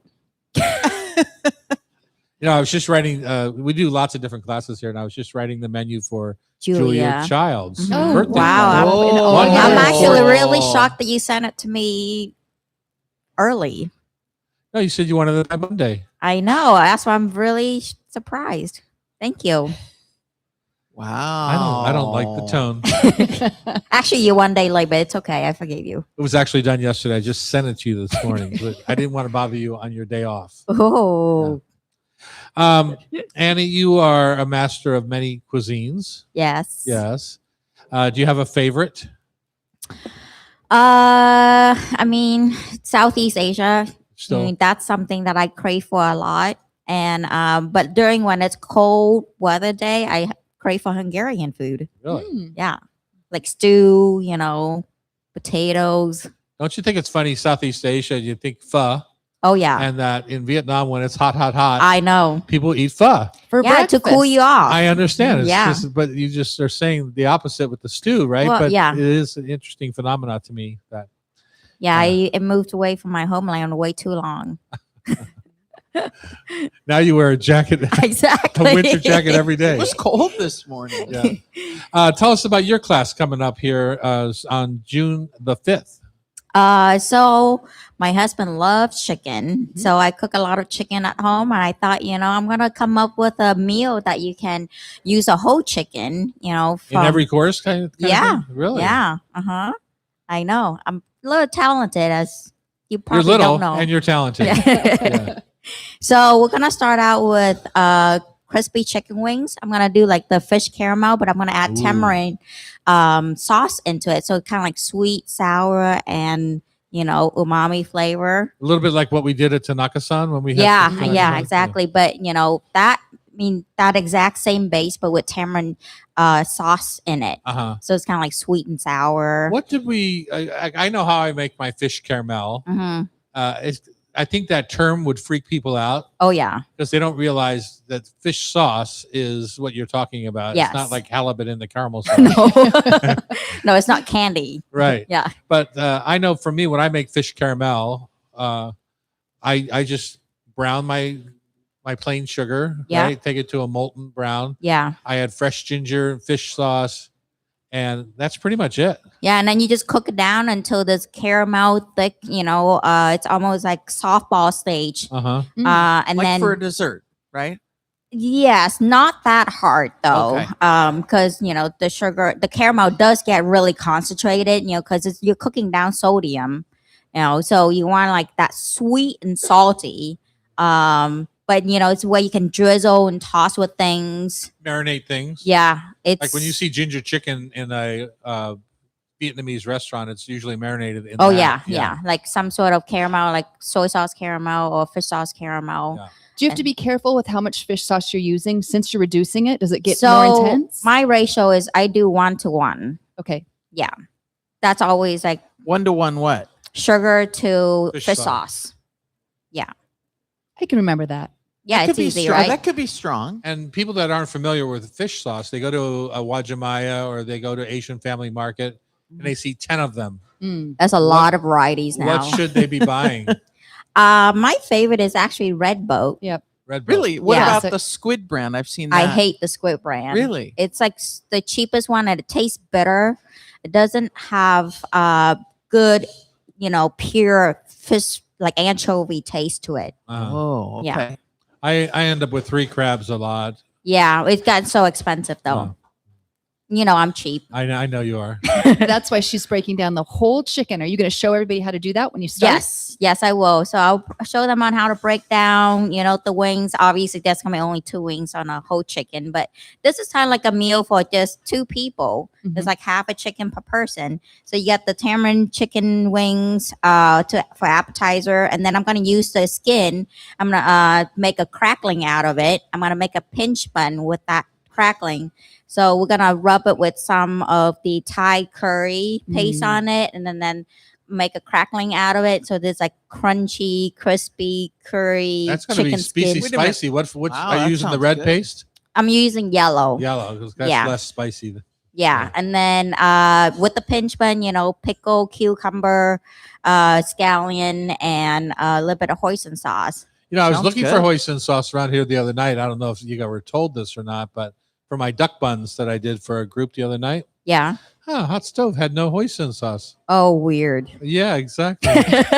Really? Or did you look in the right I did place? look, and Rashida looked, but I'm just saying. Oh. You Oh. left me high and dry on hoisin sauce. Well, you could make it your own. I could. I You're have a right. recipe that you can make homemade hoisin sauce. Good job. Are you giving that to the guests for the class that night? I don't know. He was here. I wasn't here. Go ahead. Keep going. So All right. crispy skin pinch buns. Yeah, pickle Fresno chili, scallion. Actually, I'm gonna do pineapple with it. To cut The that sweet. that spiciness from the curry.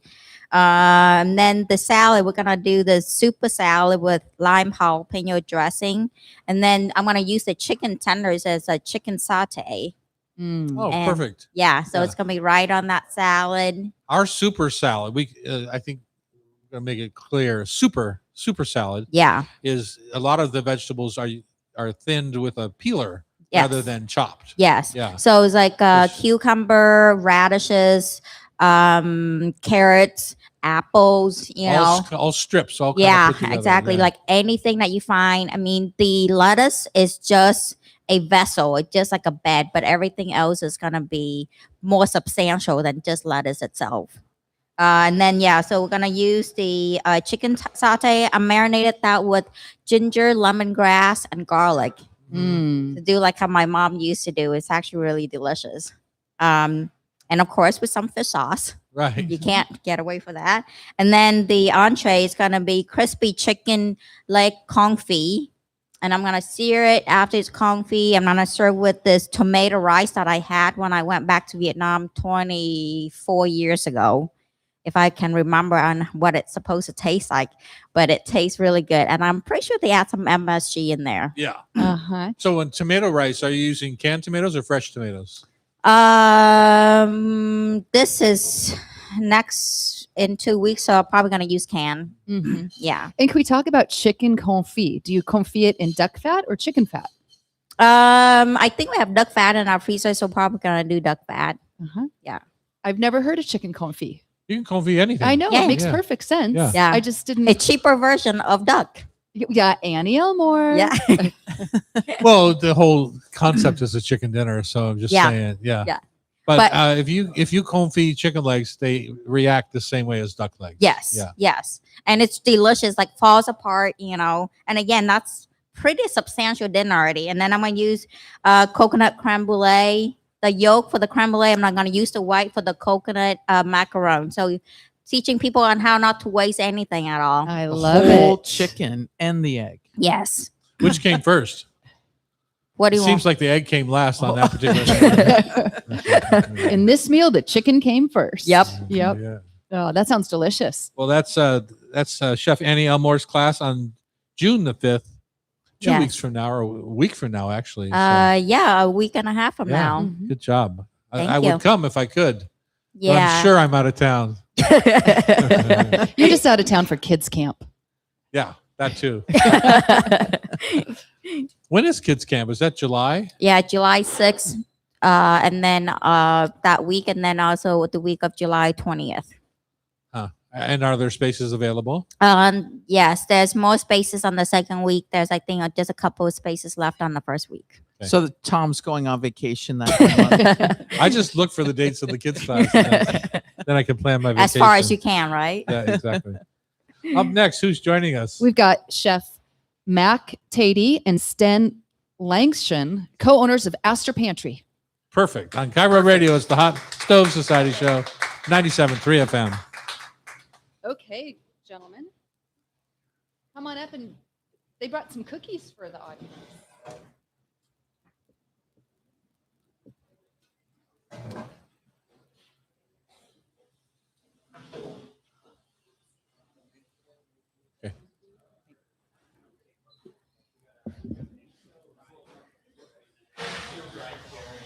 Kirsten, you want a cookie? No. Oh my God.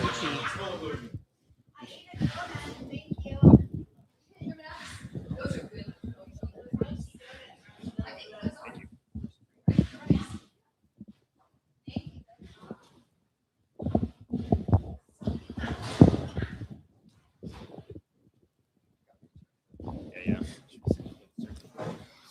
Sound like we like each other?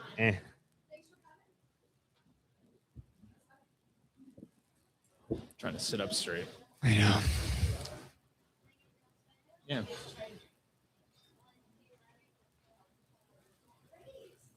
What?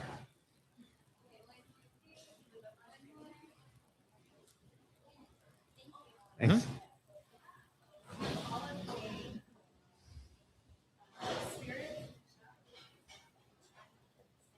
Get the camera. Huh? The camera. Yeah. Am I doing something weird? No, no.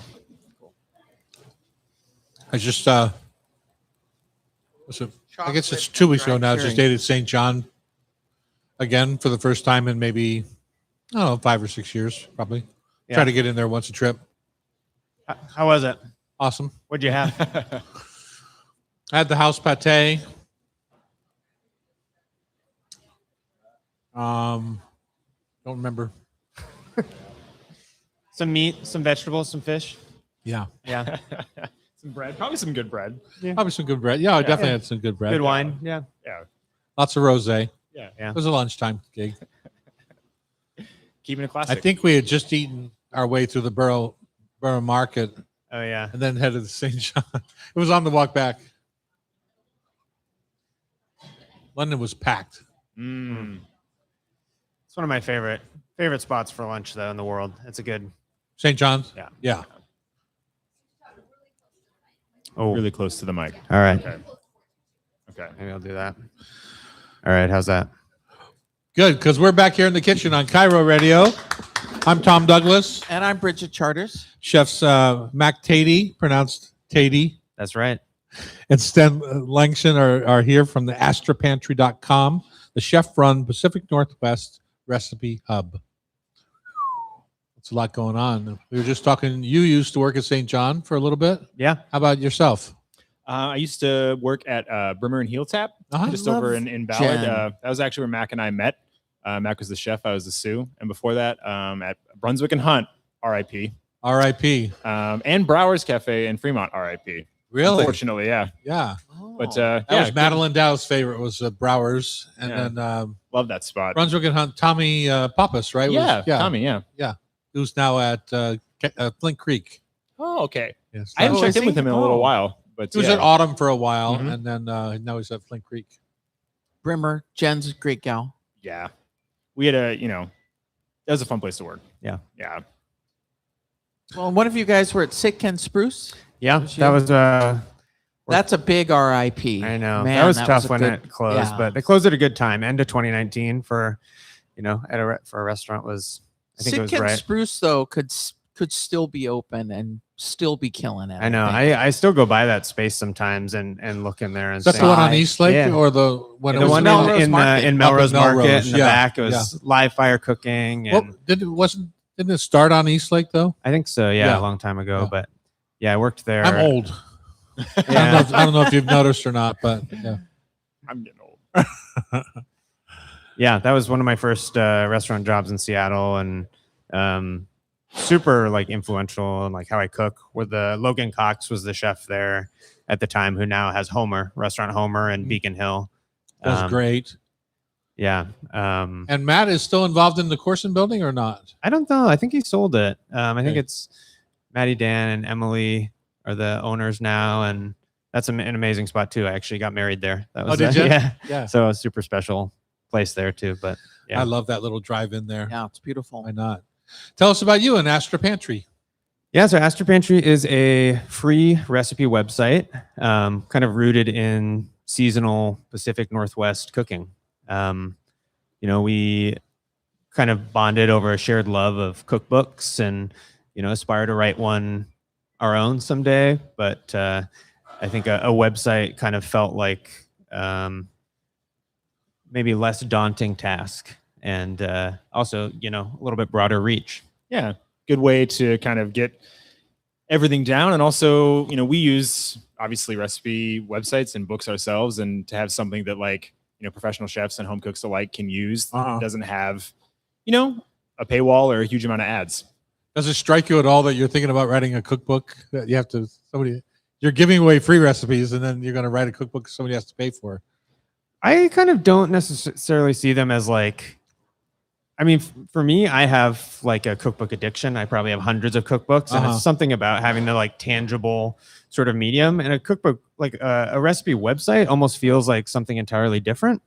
It's like it's more of like a resource that you can just reach for, when you Uh-huh. need to like make a cornbread or something like that. Whereas like a cookbook is almost more, to me, like something I sit down with a cup of coffee and It's more kind of like go through and get inspiration, where Right. a website is sort of like an everyday sort of reference. a bit of a read. Yeah. When I wrote my first one, my editor said, "Tom, nobody reads cookbooks cover to cover. It just doesn't matter if you happen to repeat a little bit of a story here with the recipe on page 175." It's like, okay, whatever.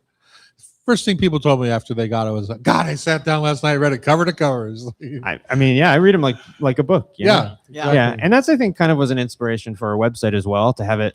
I think it presents more like a cookbook than a traditional recipe website, where it's not like, it's pretty, I'd say like simple, it's Yeah. literally just, As far as websites go, it's like fairly analog. There's not a lot of like functions on the websites. They're more just like presented as like a page kind of. right. yeah. And it's Yeah. not like, typically now when you want to look for a recipe, I'm sure everybody has this, where it's pretty infuriating, where you have to scroll through like just so much preamble and ads and that sort of thing. We wanted to be like, we have a little blurb about the recipe and any like tips that we suggest for making it. And then it's just presented kind of like very simply and like easy to digest.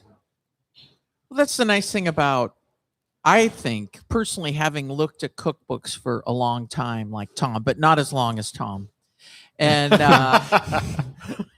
got to get that dig. You'll mature. You'll mature. I know it's true, but it's so great to get the backstory. And just now looking at your website, I think of the book Joe Beef, because it's like you're talking about making yogurt. Okay. And then what do you do with the yogurt? And so it's not as daunting for folks that want to take that little deep dive. And was that your goal? Was just like, I think so. Yeah. I think just like I don't know, it's pretty easy to get overwhelmed again. Yeah. Like looking for recipes. And so having it like surface level be very simple, but then, so we publish a new recipe every week. And then Sten also writes a newsletter. We call it The Regular is our newsletter. And it can be like a topic. I mean, it could be kind of on a specific ingredient, a technique.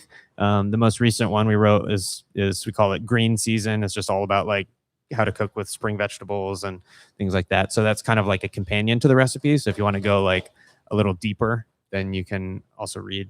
do you guys forage? I mean, Or sometimes no, in Mac's backyard, sometimes we forage in the garden. Yeah. I put out rat traps last night. Is that called foraging? I eat blackberries on the street corner in the summer. I mean, that's pretty. Or That's foraging right there. Well, I mean, restaurant staple of rosemary, right? You just go to the nearest corner and find the high. Make the sure it's highest, high, Yeah, the highest exactly. one you can do. Exactly. Yeah. Yeah. Oh, I go ahead. mean, my dog died a year ago, so Sorry. the yard is safe. Because Tom's always talking about dandelions, and so I was like, "Oh, look at these beautiful greens!" And so, I mean, folks could theoretically with the greens Yeah. forage, but yeah, But I think as Mac was saying, for the website itself, like it's kind of like an omelet, right? There are a lot of recipe websites. A lot of people write recipes. I think the specific presentation makes a difference. And so I think, as you're talking about, it's nice to have a story and some background, but I think we put it in a slightly different order where it's like recipe. Here it is, simple. You can kind of just like see it. And then you have the option of looking at, my newsletter or our further kind of reading areas to be like, okay, here's some background if you want to kind of like dig deeper, but it's not like you have to digest all of this information before you get into it. And I think also a part of it was a little bit selfish and like creating something that is like helpful for us. Like, as a cook that like we have all these random moleskin notebooks and little pieces of paper and Google Docs and notes in our phone of recipes or thoughts from like, all of our time cooking in restaurants, or it just felt like a really worthwhile project to kind of like consolidate all of them, test them, write them down, and then share them. what was your influence? Because there's so many websites. Was there one in particular that you guys were like, "Oh"? I feel like. Was there? I mean, when we were looking at layout, we honestly looked more at books. Oh. And a little bit at the St. John book. We looked a little bit at Estella. We really like that book, and I think Relay too. We kind of looking at that, just a very like straightforward layout. I think we spent more time looking at that than we did looking at like other recipe websites. But we did look at a few, but now I can't remember. Yeah. I feel like, the big ones that we would use is like Serious Eats or New York Times or, but a lot of those now are just kind of same thing where it's paywalled or, so it's, but yeah, like kind of Sten said, like the goal is to have a cookbook, and that's kind of what we wanted to, like using the recipe to feel more like using a cookbook than a website, I suppose. Well, Nice. you're correct, Tom. Like putting it, out for free and then hoping to like then profit off it at some point, like a cookbook. That is a gamble. I mean, we'll see how that plays out. I know. Yeah. But you have to somehow monetize it. I mean, Yeah. you got to make a living at some point. So Yeah. So right now it is just kind of like a passion project. Obviously, we both have day jobs, and we, like you said, we do have to monetize it. So we have a kind of like a section where people can support us, like almost like Patreon style, So we have a lot of like friends and family who've helped support us, and just like some strangers too. Just, you can donate $5 to $25 a month, sort of just, and then we have like little rewards and things like that. And that kind of helps like grow a community, helps us like keep the lights on, and sure. and that way that like people who can't afford it, that's totally cool. They can just use the website, and then people who use it a lot or like what we're doing can support us. And that's really special. What's Yeah. a recipe or technique that you feel like you've kind of discovered recently that maybe somebody would be thrilled to hear about? Oh I, goodness. Okay, no. do you have one? Not right off the top of my okay, head. so I've been working on. We're doing. So all of June is, it's like salmon season right now. Uh-huh. So we are partnering with a friend up in Alaska, Nellie from Drifters Fish, and we're making basically salmon, different kinds of like salmon techniques all of June. So like the first recipe is aguachile, so just raw salmon with like a really kind of like spicy, herby green Sure. broth. I just tested this last weekend a Lao crispy rice salad. You know that, like, have you ever had that where you mix like rice with I had it up on Greenwood at that Thai restaurant, Taiku, I think it's called. could be. I haven't been Anyway. there. But yeah, it's like kind of crunchy rice and tons of herbs and like Yeah. a fish sauce vinaigrette, and that's how we like repurpose old rice and leftover salmon, So that's been kind of what I've been working on. Because that's what I look for when I pick a new book off the shelf. You don't, after 50 years, you would think there wouldn't be a new technique or new something, but there always is. There's always somebody doing something different, or even an old-fashioned one. Like I used to argue with Terry, the chef in the Chapeau, about peeling asparagus. And I finally I just did it one day. It's like, oh, you can save a lot of asparagus if you just peel the damn ends of it instead of throwing it all away. So that's an not ancient, but that's an old technique, but bringing it back to the forefront, I think is good for people. Well, one of the ones I thought about with our green season one is, speaking of asparagus, is just like I always think that I have to cook it, and then I'm like, no. If it's fresh and tender enough, I can just trim it really well and slice it really thinly, and it can be super great raw. Yeah, exactly. Yeah. And you save all the nutrients same Mhm. time. So. So if our listeners like cooking food in the Northwest, then they Yes. need to go to your website. Yes. Astor You'll Please hit do. it all. It's everyone. So Astor Pantry. Astor dot com. ASTER pantry.com. Aster like the flower pantry.com, and you should subscribe to our newsletter where we send out like free recipes every week. Sten writes really fun newsletter with like recipes, cooking tips, Oh, stories thanks, Mac. from the restaurant industry, whatever. Yeah. We also are on all the socials, so follow Yeah. along. Follow Yeah, along. and supporting does not have to be money. I mean, obviously that's nice, but like following us on any of the social media platforms is also really helpful. Yeah, it's helpful. Cool. Yeah. That sounds amazing. All right, Awesome. guys. Thanks so much. It's time for Food for Thought. Tasty trivia Appreciate brought it. to you by Rub with Love Spice Rubs on Cairo Radio. It's the Hot Stove Society Show, 97 FM. Oh yeah, come on up.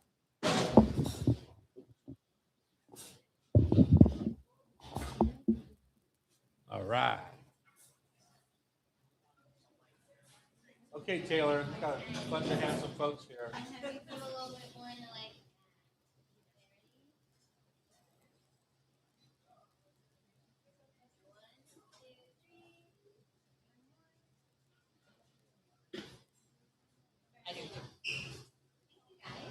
Right. Cheers. Take care. We got Rashida coming up for trivia today. Oh, good. Fresh meat. Exactly. Fresh meat. Oh. I Let's just put her like- in the grinder. I like how excited she gets when she gets something right. Or She always gets it right. I know. Well, that's true. Most of the time, I don't know. She didn't respond when I said to put the fresh meat in the grinder. She was like, you're a big talker. You're a big talker. Just try.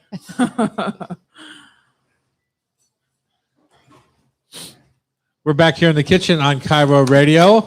I'd like to extend a warm welcome to our newest Rub with Love retail partner, the Tiana Way Country Store. Be sure to stop by and visit the next time you're passing through Cle Elum. Why wouldn't you? Becky, let's play Food for Thought Tasty Trivia brought to you by Rub with Love Spice Rubs. Let's do that. And that store, Tracy Williams, the owner, was on the show a She while was, back. yeah. It was And she was opening a second one, I believe. in Sancadia Memorial Weekend. I don't know if it opened yet, but it should No, have. it hasn't opened. It yet. hasn't opened yet, but that's going to be great. I to think have a it's coming grocery up store. this coming weekend. In 2 or weeks, something. yeah, I think. I Okay. want to say sometime that first couple Yeah. weeks of June. Yeah. Little home store there, but that's exciting. Okay, We've got Rashida Rosley on the. Yay. Rashid is one of the presenters here at the Hot Stove, kitchen manager and chef presenter. Yes. So all three of you are familiar. Each of you get 5 questions, and the winner will pick out someone in the audience to stroll through the gift shop and get a Rub with Love spice blend. I told Rashida that she was fresh meat we were going to put in the grinder, and she just kind I'm of seasoned. she flipped me off with her eyes. Just try. Yeah. All right. Bridget, you ready? Okay, who did the questions? I Becky? did. Oh, I did. exciting. Loretta blamed you for the questions even when you were in Europe. Blamed me? Yeah. Well, you won last week. So that's why she Whatever. blamed you. Oh, but the week I was on. Okay. Question number 1 is Okay. true or false. Julia Child preferred using an aluminum spring-form pan versus a glass pie tin to make clafoutis. Is that true or false? Ooh, that's a toughie. False. It is false, and I learned this from personal 'Cause it would experience leak out. recently. It leaked out, and I sent a picture to Rashida, Oh, and she yeah. said, "You never use a spring-form pan for No. that, dummy." And anyways, so you got that right. Did you say dummies? Our Becky? You can use a spring form, but you've got to put parchment in on the bottom. Well, I when lost you half tighten of it to the bottom, and then once it's set up enough, it Just was a very thin Great clafoutis. now. It was it was still pretty. I sent you a What was the picture. fruit in it? Cherries, Rainier cherries last year. I'm kind of like Jackie now. They're going to be coming out. I can use them. Uh-huh. And I pitted them, and they were before I froze them, and they were beautiful. I mean, I couldn't eat it because I can't have eggs, but my guests loved it. So, all right. Number 2 is oshibori, a Japanese fish, a steaming technique, or a hand towel often provided on airplanes and Japanese restaurants. Oshibori. Tom, do you know this one? I do. Should we switch questions? I would just go with number 3. I'll say number 1. Tom was trying to help you out there. It's a damp hand towel given as a sign of hospitality. Oshibori. I'm very hospitable. You should know that about He me. is. Mr. Graciousness. All right. Number 3. What's the fresh, high-protein dairy ingredient that Germans use for both breakfast bowls and for making their famously light cheesecakes? It's kind of quirky. A What's German Jews. Huh? German. Yeah, German, Austrian. Quark. Quark it is. Good job. With a QU. It's hard to find here, isn't it? What's that? It's hard Is to it find like here. cottage cheese? What is it? Yeah, it is. It's like a cottage cheese. They have Yeah. it, or like a ricotta. They have it at Market. Hmm. They have it at QFC. All right. Number 4. What's the culinary term for starch that resists digestion and behaves like fiber? It's found in green bananas, legumes, and cooled grains. It acts as a prebiotic. Starch that resists. There was a hint there. I don't know. I just think of fabada when the Spanish. Resistant starch. And I thought you'd know that because you know everything about the gut. Did you know? I have Yeah, no you- idea. Never heard of Questions it. are Okay. hard this week. Becky. Yours will be easy. Okay, I'm going to give you options on this one. Number 5. How many pieces of edible flesh are in each shell of uni? 1, 3, or 5 in a shell of uni? 5. 5 it is. 3 out of 5, I Bridget. love uni. Yeah. Do you know they're called gonads? What's that? They're called gonads. They are. Lower Yeah. the voices just Yeah, a little bit. thank you. Gonads it is. You got that one right or wrong? I can't Wrong. remember. Wrong? That was a fun question. I Okay, watched. Rashida, you're up. All right, Rashida. Wait a second. I didn't hear a tally on Bridget. 3 out of 5. 3. Yes. Okay, Rashida, what nutrient is rivaling protein as the it focus in modern food trends? What vitamin? Fiber it is. Yes, it's the big thing of 2026. Nice guess. Number 2, which cooking method brings out a bavette's best texture and flavor? Low and slow or a quick high heat sear, and why? Quick high heat. Quick high heat and why? It has a lot of fat in it, Mm. and you don't want to overcook it, otherwise it's dry and Is shredded. it thin or thick? What is the bavette? It's pretty thick. Yeah, it's thick, Yeah. but it's also really about long. from by the Okay. neck. Yeah. Okay. So it's bloody, and so the more you cook it, the more livery Tight. it tastes. Okay. All right. Correct. Number 3, What's the fancy French name of a rolled dish, like meat, poultry, fish, or cake, wrapped around a filling? Roulade. Roulade it is. Been making a lot of those. She's been here. making a pineapple roulade. Oh, It's yeah? really good. That was a good question for Rashida. Yeah. Number 4, She's doing well, Tom. I hate it. Marasca cherries. Maraschino? Nebraska? Marasca cherries from Dalmatia were originally used to make true maraschino cherries. What liqueur were they traditionally preserved in? What was the question? Okay, so the Marasca cherries from Dalmatia were originally used to make true maraschino cherries. But what was the liqueur that they cured to make maraschino cherries? Some sort of almond. Kind of? Well, that's what they do now, but it's maraschino liquor. Oh. Uh-huh. To little, That works. Of course they would. too Apparently. I thought you were easy. going to say something like Slivovitz or something. grenadine. Oh, or- well, that- Or Yeah. Schwab Oh, or yeah. something. Yeah, that's well. Okay, final question for either a tie with Can Bridget. we have or a win. rule thing where if you can't pronounce the question, that it can't be on the list? Like when you can't pronounce guest names. They're not allowed to be guests anymore. Okay. Yeah, and I even spelled it out for myself and I still couldn't do it right. Okay, I'll practice next time. True or false? Roughly 90% of the world's olives are pressed into olive oil, while only 10% are cured and sold as table olives. Is that true or false? False. Final answer? Yeah. It's true. Oh, it's 90% true. goes to olive oil. So you've got a Oh. tie with Wow. Bridget. Well, 'Cause you I've were- seen, like, started fresh- strong and then Fresh green olives around. So I'm like, there's a percentage Yeah. of that goes to fresh olives. 10% apparently. Oh, yeah. There we Wah, go. wah. Okay, Tom Douglas. Yes, that's my name. That's your name. What is the name of the Spanish cured ham made from acorn-fed pigs? Iberico It ham. is Yeah. so good. So good. Number 2, pasteurized eggs are eggs warmed just enough to kill bacteria without cooking them. So how common are pasteurized eggs in today's grocery stores? I will say unbelievably common. Not. And what does that mean? Not super common. No, they're No. very rare. Yeah. Okay. You can find pasteurized Egg whites. and cracked eggs, like a quart of cracked eggs. is Right. Almost always Right. pasteurized. Okay, that makes sense. Number 3, according to Hawaiian folklore, kava is the sacred drink of the gods.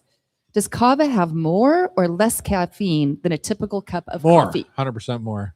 Well, kava has no caffeine. Yeah, see? So instead, it delivers calming, muscle relaxant, mood softening What did I say? effects.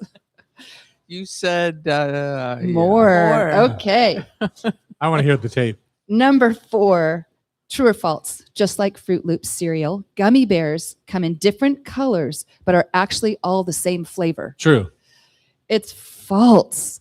Haribo and most major brands flavor each color differently, even if your brain sometimes blends them. All right. Maybe because I put them all in my mouth. Hey, at the Tom, same you time. Tom, no pressure, but you need to get this one because then you win. No, I don't. I No. tie. Yeah, tie for number 3. Or final question. Rapini is the bitter Italian green you see in pasta and sausage dishes. What's another word or the common word for rapini? Rob. Broccoli rab it Broccoli is. rabe. Okay, so tie. No, Tom wins. No, No, no, three you out got- of five. Oh, 3 it's out of high, 5. you're right. Okay, so this is a tiebreaker. Yell it out. What river in Alaska produces the famous early season king? Copper River. Copper River it is. Yes, Tom Douglas indeed is it the is. winner. He'll be picking out an audience member. Whew, if you want to be a winner like me, you can. Oh my God. If you want to be a winner on the show like me, you can join our community on YouTube Live at Tom Douglas & Co. or buy a ticket to join us in the studio here at hotstovesociety.com. The show is produced by Becky Guzak. Our technical wizard today is Dave Marshall.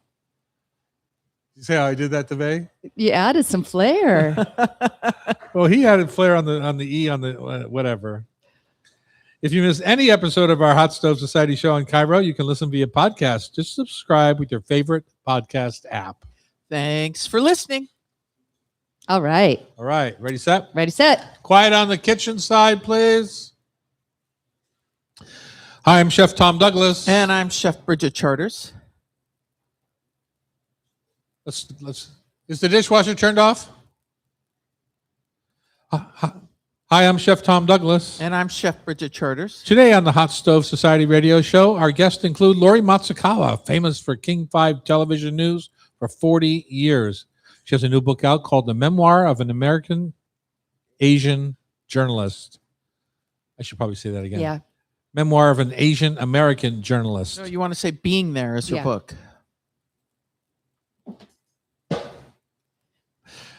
This show is produced by Becky. No, just kidding.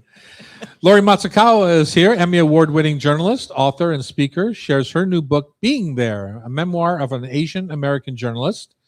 Kirsten Bracco of Cheeky and Dry has a brand new drink out with her friend Randy Reed called Terpene Spritz. And chefs Mac Tatey and Sten Langshan, co-founders of Astra Pantry, are going to share some Northwest knowledge for us. Awesome. There we go. All right. Good work on the pronunciations. You guys get enough to eat? Excellent. Perfect. Excellent. Thank you for coming all the way out here this morning. And the team's gonna turn around the room and has an event at 11:30. 11:30. Ah, okay, great.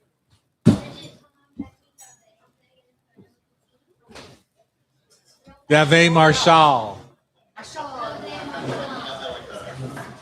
Marshall.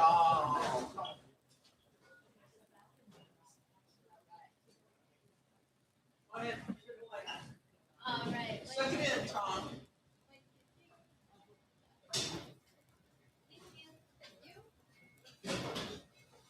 Welcome back, Becky. Was that 2 weeks? Yeah.